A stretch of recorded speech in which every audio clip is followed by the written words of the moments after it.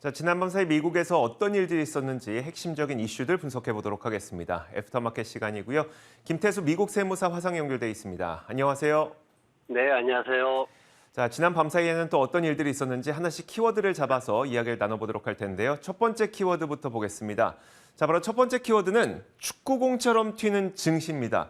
아마 김태수 세무사님도 지난 밤 사이에 축구 보시고 이런 키워드를 설정하지 않았을까 싶은데 어떤 내용일까요? 네, 맞습니다. 축구 정말 열심히 봤는데 정말 아쉽게 무승부를 기록을 했습니다. 그런데 일본이 독일을 이겼죠. 정말 예, 이거 참 마냥 축하해 줄 수만은 없는 그런 상황입니다. 일본이 독일을 극적으로 이기면서 어떤 상황이 됐냐면은 일본의 스포츠, 엔터테인먼트 관련주들이 바짝 상승하는 이런 모습을 보였습니다. 그러면서 주식시장에서 월드컵 특수에 대한 얘기들이 나오고 있는 그런 모습인데 지금 이제 뭐 그 게임 같은 그런 플랫폼 제공한 그런 게임 회사들 같은 경우에는 뭐 7% 가까이 오르는 이런 모습도 있었고요. 그리고 뭐 그 외에도 여러 가지 이제 관련주들이 한 1, 2%대 같이 상승하는 이런 모습들이 있었습니다. 축구하면 또 역시 영국을 빼놓을 수 없는데 영국 같은 경우에는 전자제품 브랜드인 AO월드라는 회사가 있습니다. 이 회사의 CEO가 나와가지고 이거 아무래도 TV 판매가 좀 많이 올라갈 거다 이렇게 또 얘기를 했습니다. 그러면서 이제 이 회사에서 나온 거는 영국이 더 높은 단계로 올라갈수록 TV가 더 많이 팔릴 거다 이렇게 예측을 했는데 아무튼 지금 AO 이 회사의 주가는 월드컵 대회 시작한 이후에 한 20% 정도 상승하는 그런 모습을 보였습니다. 그리고 관련해서 뭐 게임주나 배팅 이런 관련된 주식들도 올라가고 있는데 시장에서 이제 게임주들이 하는 얘기가 뭐냐면 그쪽 사람들이 하는 얘기는 많은 사람들이 올해에 그들이 처음 하는 유일한 도박일 것이다. 이렇게 우리 게임에다 배팅 많이 하잖아요. 그래서 사람들이 그쪽 그 어떤 그 서비스를 많이 이용을 하게 될 것이다. 그래서 매출이 늘어날 것이다 했는데 11월 20일 이후에 이 랭크라는 이 회사의 주가도 16%나 올라가는 그런 모습을 보였습니다. 팬데믹을 거치고 나서 이제 축구장에 오프라인에 이제 전 세계인들이 모여들고 있는데 그 열광만큼이나 주식시장도 들썩이는 모습입니다. 말씀하셨던 것처럼 뭐 TV에 대한 기대감도 있을 것이고요. 게임과 배팅에 대한 기대감도 있을 것 같은데 그렇다면 워낙 그 정말 전 세계적인 스포츠 이벤트 아니겠습니까? 월드컵을 중심으로 좀 미국 시장에서도 기대해 볼 만한 기업들이 있을까요?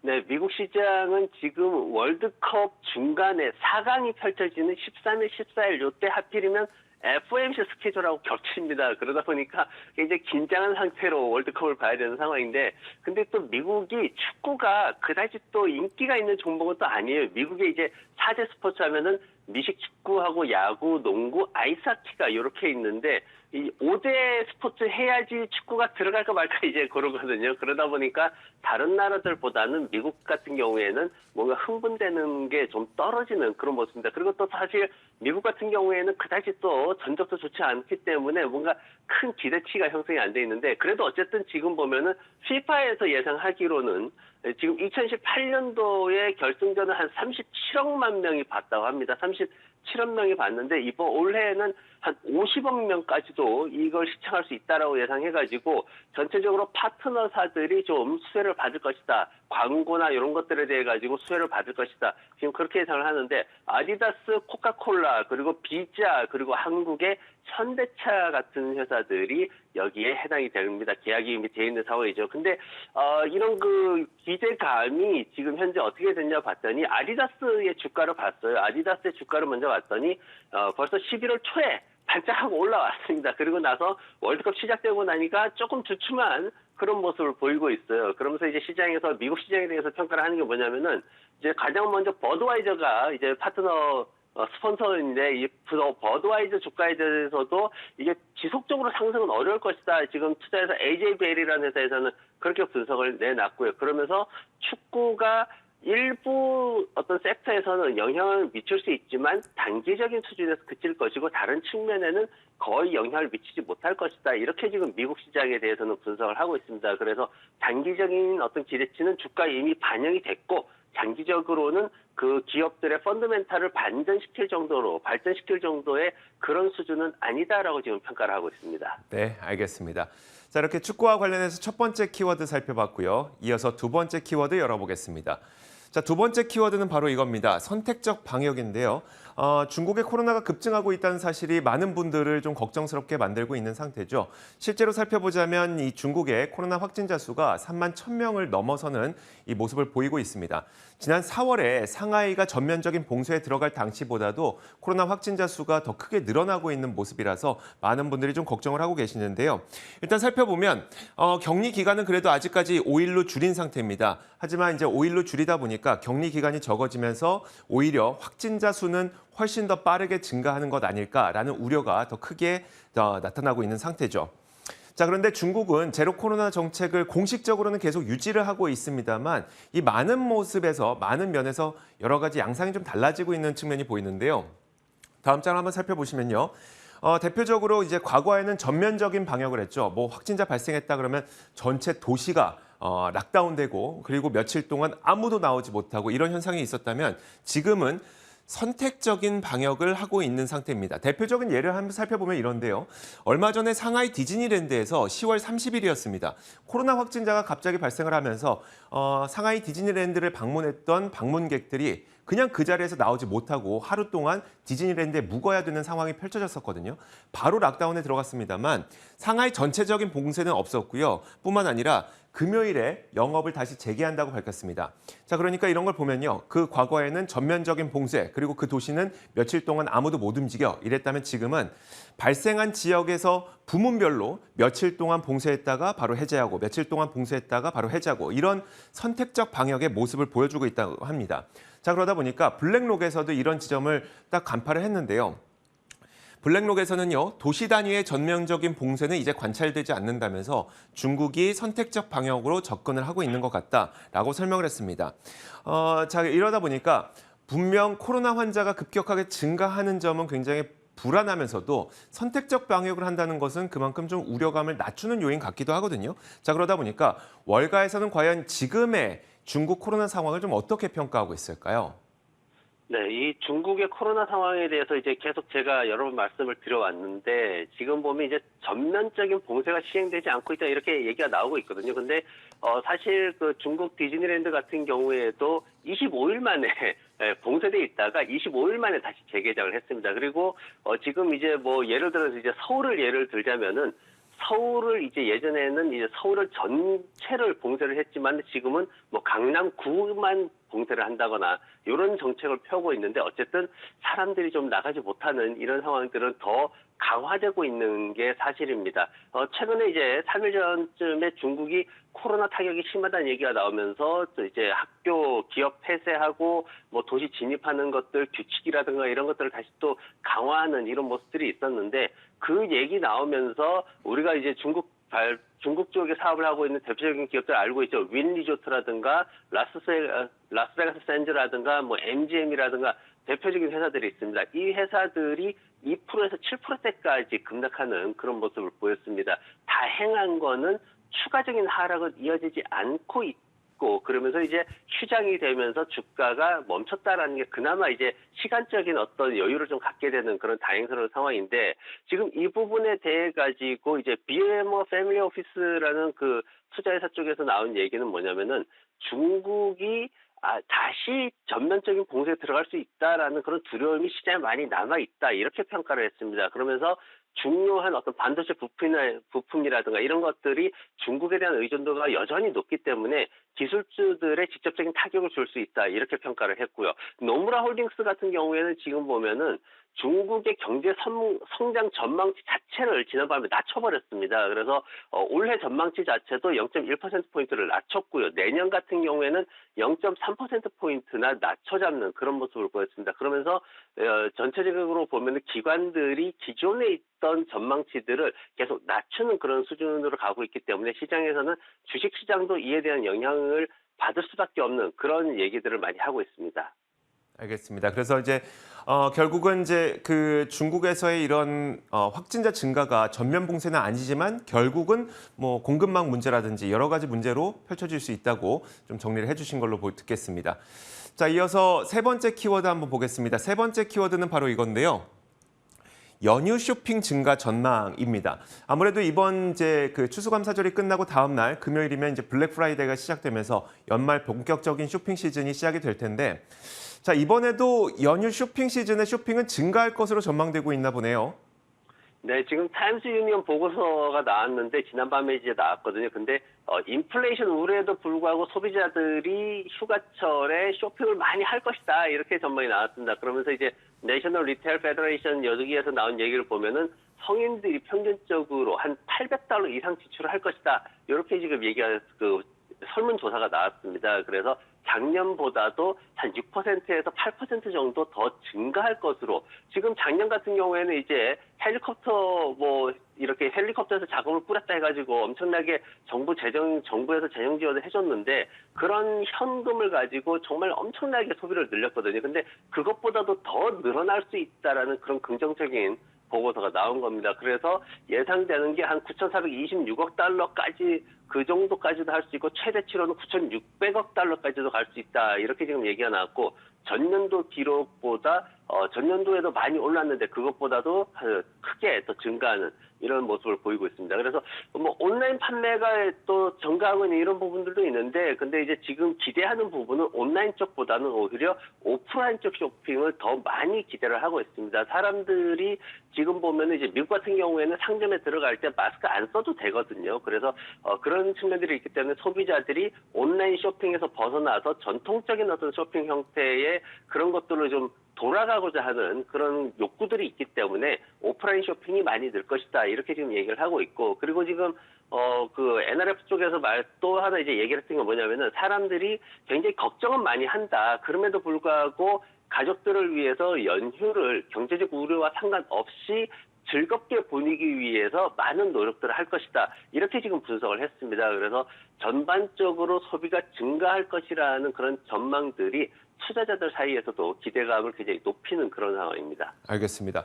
우리가 통상적으로 연말 산타 랠리를 기대하는 이유는 그 기간 동안 미국에서 소비가 워낙 왕성하게 일어나기 때문 아니겠습니까? 그러면 올해에도 연말 산타 랠리를 좀 기대해 볼 수 있을까요? 네, 지금 최근에 이제 좀 소비주들이 안 좋았던 거는 이제 CPI가 좀 올랐죠. 그러면서 이제 인플레이션에 대해서 다시 우려가 생겼고 그랬는데, 실적 발표가 일어나면서 주가가 다시 반등하는 모습을 보였습니다. 메이시스 백화점 같은 경우에도 2주 동안 20% 이상 상승을 기록을 했는데 4분기 전망에 대해서도 긍정적으로 나타냈죠. 물론 소비 패턴이 달라져가지고 조금 엇갈리는 그런 분야도 좀 많이 생기고 있습니다. 하지만 지속적으로 지금 리테일 쪽에 매수세가 유입이 들어오면서 관련주들이 상승하는 그런 모습을 보고 있습니다. 메이시스 백화점 같은 경우에는 아마존닷컴이 고점 찍을 때는 메이시스 백화점 폐업할 거다 이런 얘기까지 나왔지만은 그러지 않고 최근에 토이저러스 장난감 매장을 다시 오픈을 하고 그러면서 실적을 크게 끌어올리는 모습을 보였습니다. 최근에 그 소매주들 관련해가지고 제가 표를 하나 만들어 봤는데요. 지금 헤지 펀드들이 가장 많이 보유하고 있는 리테일 관련주들을 순서대로 제가 만들어 봤습니다. 그래서 1등이 아마존닷컴이고 그 밑에 홈디포, 월마트에서 10위까지 쭉 나와 있고요. 이 회사들이 최근에 11월 9일 이후에 주가 변동이 어떻게 됐나 봤더니 작게는 9%에서부터 28%까지 상승을 했습니다. 그런데 고점, 그러니까 연초나 이런 고점 이후의 주가가 지금 현재 어느 정도냐 봤더니 마이너스 50%, 마이너스 70%까지도 나와 있어서 아직까지도 정고점으로 올라가면 상당히 여유가 많은 그런 차트를 가지고 있다라고 우리가 볼 수가 있습니다. 그래서 잭스라든가 아니면 인사이드 몽키에서 지금 지난밤에 얘기한 얘기는 뭐냐면은 단기적으로 주가가 올랐기 때문에 좀 부담은 있다. 하지만 장기적으로 봤을 때 연말에 판매가 좀 호전이 되고 그리고 재고 감소가 효율적으로 잘 되고 있다라고 평가가 되면은 장기적으로 아직 주가 상승 여력은 남아 있다 이렇게 평가를 했습니다. 그래서 장기적인 관점에서는 우리가 좀 접근을 해봐도 괜찮지 않을까 그렇게 보여집니다. 네, 알겠습니다. 자, 이렇게 세 번째 키워드까지 봤고요. 이어서 마지막 키워드 공개하겠습니다. 자, 마지막 키워드는 바로 이겁니다. 립스틱 효과라는 건데요. 아마 연세 좀 있으시거나 제 또래 되시는 분들은 립스틱 효과를 아마 많이 보셨을 겁니다.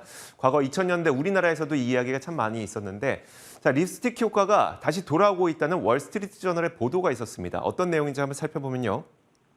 일단 립스틱 효과라고 하는 것은 1930년대 미국에 대공황이 있었었죠. 그런데 이 대공황 당시에 분명 경기 침체고 실업률이 엄청나게 급증하는데도 불구하고 립스틱 매출이 증가했던 현상을 빌어서 립스틱 효과라고 얘기를 했습니다. 그래서 이 립스틱 효과는 만약에 경기가 안 좋은데 립스틱 매출이 높아진다. 그것은 바로 불황을 증명하는 지표다. 이렇게 인식이 되기도 했던 게 바로 립스틱 효과입니다. 자, 그런데 월스트리트 저널에서는 립스틱 효과가 돌아오고 있다는 그런 평가를 내놓고 있는데요. 다음 장을 보시면 자, NPD 그룹에서 이런 얘기를 내놨습니다. 올해 립스틱이 얼마나 팔렸는지 살펴보니까 1월부터 10월까지 립스틱의 매출이 37% 증가했다는 겁니다. 작년 1월부터 10월까지 같은 기간 동안 늘어난 게 31%였었는데 올해는 그거보다 더 많이 늘어났다는 거죠. 자, 그리고 립 관련 제품들이 고급 뷰티 제품 가운데 지금 유일하게 팬데믹 이전보다 매출이 더 많아졌다고 합니다. 이런 걸 보다 보니까 정말 이 립스틱 효과가 나타나는 건가라는 생각을 하게 되는 거죠. 자, 물론 이 립스틱 효과라고 하는 것은 무조건 맞는 것은 아닙니다.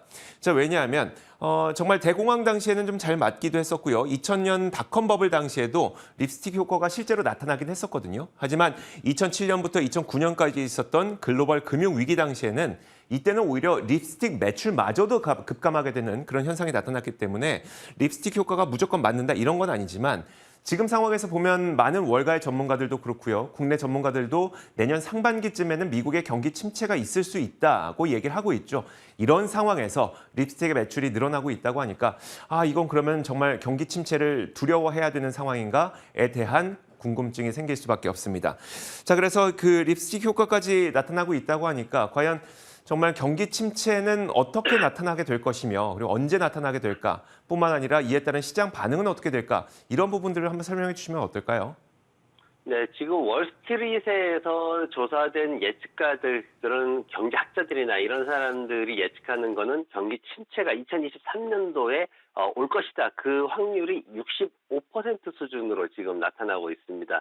모건 스탠리 같은 경우에는 침체 확률을 최근에 좀 끌어올렸어요. 지금 55%까지 끌어올렸는데, 이제 부동산 쪽에서 이제 페니메라는 그 대출 기관이죠. 그쪽에 이제 전략 연구 그룹에서 지금 최근에 내놓은 거는 뭐냐면, 주택에 대해서 이제 비용이 상당히 늘어나고 있죠. 주택을 구입하는 데 있어서 금리가 올라가니까 비용이 늘어나고 있고 개인의 소비 증가하는 게 조금씩 떨어지고 있습니다. 이제 그런 것들이 결국은 2022년도 올해 4분기에 마이너스 성장을 만들어낼 거다. 이렇게 지금 좀 비관적으로 지금 내놨거든요. 그러면서 내년 1분기에 경기 침체에 빠질 것이다. 이렇게 얘기를 했습니다. 그래서 전체적으로 경기 둔화가 더 가속화될 수밖에 없는 그런 상황으로 분석을 했고, OECD 같은 경우에는 지금 세계 경제 성장률 자체를 지금 조금 높이긴 했습니다만 그래도 내년에는 이게 떨어질 것으로 그렇게 예상을 했습니다. 그러면서 이제 2024년도에 다시 조금 올라갈 것으로 전망을 하고 있는데, 경기 침체가 그나마 이제 미국 쪽이 유럽보다는 좀 덜 할 것으로 그렇게 예상치를 냈습니다. 뭐 조금 긍정적인 측면도 있습니다. 이제 내년에 경착륙하는 그런 상황이 아니라 연착륙으로 갈 것이다. 그렇게 하는 거는 지금 골드만삭스 같은 경우에는 지금 현재 이런 실업률이 조금 상승하고 이제 이런 것들이 나타날 텐데 그래도 경착륙은 피해갈 것이다. 이제 그러면서 경기 침체에 빠질 확률 자체를 한 35% 정도로 잡는 그런 모습을 보였습니다. 그런데 경제가 침체에 가느냐 아니냐를 떠나서 어느 정도 수준이냐를 떠나서 공통적으로 얘기를 하는 부분이 있는데 바로 주식시장에 대해서는 더 부정적인 얘기를 하고 있다는 겁니다. 우리가 이미 방송을 통해서 주식시장 목표치나 이런 것들을 좀 살펴봤지만은 크게 기대하는 바가 나타나지 않거든요. 지금 골드만삭스에서 내놓은 게 뭐냐면은 수익 증가율이 제로가 될 것이다. 내년에는 그렇게 지금 보고 있습니다. 그러면서 전체적으로 S&P 500이 올해 한 17% 정도 하락을 할 텐데 초반부는 그렇게 하락할 텐데 내년에는 아예 이게 정체될 것이다. 이렇게 지금 전망을 하고 있습니다.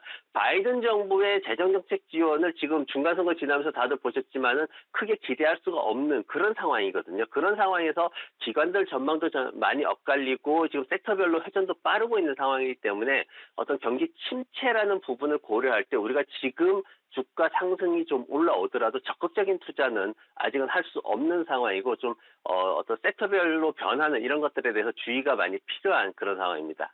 네, 알겠습니다. 자, 이렇게 지난밤 미국에서 어떤 일들이 있었는지 자세하게 살펴봤습니다. 애프터마켓 시간이었고요. 김태수 미국 세무사와 함께 이야기 나눠봤습니다. 고맙습니다. 네, 고맙습니다.